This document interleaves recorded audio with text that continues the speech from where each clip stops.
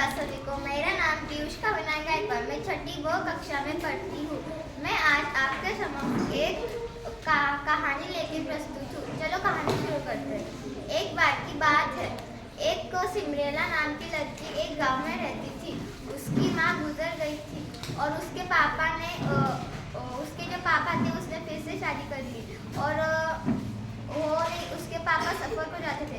एक बार उसके पापा सफर 7 दिन के सफर को गए, लेकिन फिर कभी लौट के नहीं आए और उसके सौतेली माँ उसे बहुत परेशान करती थी, जैसे कि घर के सारे काम लगाना। और उसके सौतेली 2 बहनें वो भी उसे बहुत परेशान करती थी।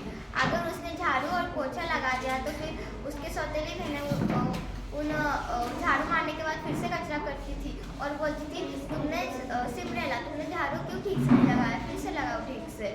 फिर सिमरेला ये सब देख देख के कमरे में जाके रोने लगी कि माँ आप मुझे छोड़ के क्यों चले गए, पापा चले गए फिर से कभी लौट के नहीं, आप क्यों चले गए। और सिमरेला बहुत रोती थी। कैसे रोज के किस्से चलते थे और उसको पहनने के लिए कपड़े भी नहीं मिलते थे। वो एक स्टोर रूम में रहती थी और सोती थी और उसे खाना भी 2 दिन के बाद ही मिलता था। एक दिन राजा ने अपने महल में एक प्रस्तुति एक कंपटीशन रखा कि जो भी सबसे ज़्यादा सुंदर रहेगा, जो भी सबसे ज़्यादा सुंदर दिखेगा, मैं उससे ही शादी करूँगा।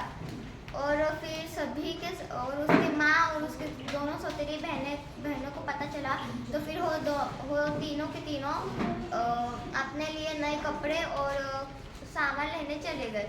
फिर वो तैयार होके महल चले गए और फिर उसने बोला कि क्या मैं भी आऊँ आपके साथ। तो फिर उसकी सौतेली माँ ने कहा, तेरी क्या हैसियत है वहाँ जाने की, तेरे पास कपड़े तो है क्या नहीं।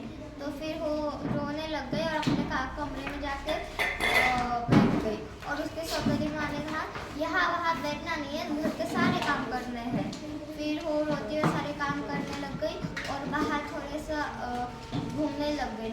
फिर उसने क्या एक परी आ गई और उसने बोला, तुम रो क्यों रही हो। तो फिर उसने बोला, मुझे ने क्या महल में जाके अपनी प्रस्तुति दिखानी है। तो फिर उसने एक वरदान दिया कि तुम 12 बजे तक ही सुंदर दिखोगी, उसके बाद तुम्हारा फिर से जैसी थी तुम वैसे हो जाएगी। फिर होने क्या उसने उसे जादुई छड़ी से उसे एकदम सुंदर बना दिया और वो भी चली गई उस महल में। फिर जब राजा आया और उसे देखा तो फिर वो राजा को बहुत सुंदर लगी और उसके साथ डांस करने लग गया और वो लगातार डांस करने लगी राजा के साथ भी। और जैसे ही 12 बजने को 5 मिनट कम थे, वो ऐसे राजा को छोड़ के भागती हुई चली गई। राजा ने कहा, रुको तुम कहाँ जा रही हो, अपना नाम तो बताते जाओ। सिमरेला भागते गई और अपने घर में जाके बैठ गई और फिर उसका भागते हुए उसके एक जूता वहीं पर छूट गया। फिर महाराज दूसरे दिन सभी घर में जाके एक के पैरों में डाल के देख रहे थे कि ये जूता किसका है। और फिर सबसे लास्ट में सिमरेला का घर आया। फिर उसके माँ ने सिर्फ उसके दोनों बेटियों की ही नाम बताया और उसने झूठ बोला कि हमारे घर में और कोई नहीं रहता। लेकिन एक सेनापति ने देख लिया कि ऊपर एक नौकरानी भी है। उसने बोला, तो है ये तो हमारे घर की नौकरानी है। तो फिर उसने बोला, हमें इसको भी पहनाने दो।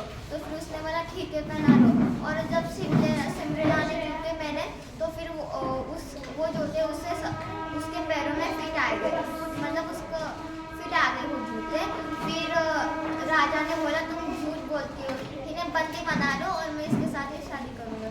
यहाँ इस कहानी से हमें ये सीख मिलती है कि हमें कभी भी झूठ नहीं बोलना चाहिए और दूसरों के साथ अन्याय नहीं करना चाहिए। धन्यवाद।